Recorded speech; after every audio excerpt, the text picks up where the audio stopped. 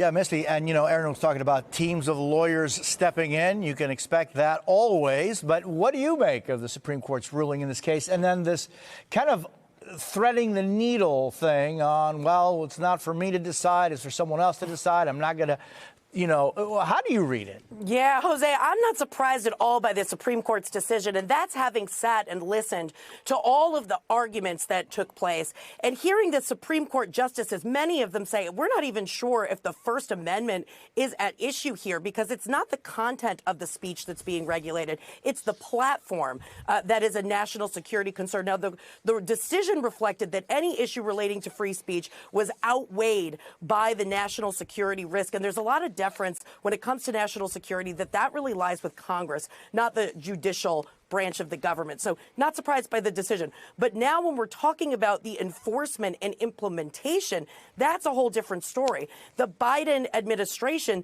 stepping back, we knew that there was only going to be this one day. It was always the 19th. We spoke about it before.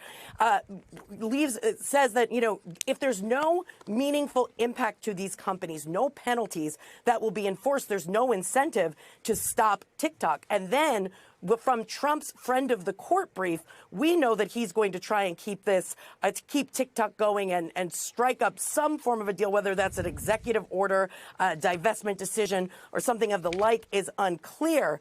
But it was pretty clear that once Trump took over, from what he's been saying and that brief, that there was going to be a delay in the implementation, even if it just meant telling the DOJ to back off. Yeah, and I mean, Christy, let's talk about that, the Trump amicus brief and so much more. What do you read in all of this? And it's just like, and it's back to Savannah's point.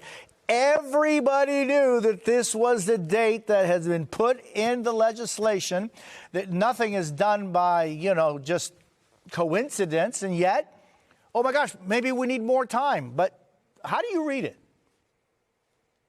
Yeah, well, I mean, the decision is very specific about what the act permits, right? It allows the president to grant a one-time 90-day extension and that's only if the president can make certain certifications to Congress regarding progress towards this qualified divestiture. Now, what exactly does that mean? What does progress mean? I mean, I can anticipate that President Trump can say that he's been engaged in discussions with ByteDance, which owns TikTok, and progress may be defined very loosely there to kind of get him that extension that already exists in the act. That may be one way that he buys himself some time here to be able to try to make a deal. But it's very clear in the crux of this opinion that what the Supreme Court found was a legitimate national security interest was this data collection piece, not so much the algorithm that determines what content should go out to users, but really the data collection piece, just the vast amount of data that the Chinese government has available to them, and the fact that ByteDance has refused in the past the government's efforts here to say, just stop collecting U.S. data, and they've refused to do it,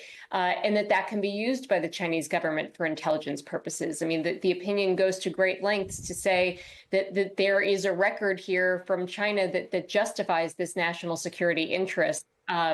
So again, I think there's going to be some effort from Trump. It's baked into the act itself that gives him some time here, but there's a real interest that does need to be addressed.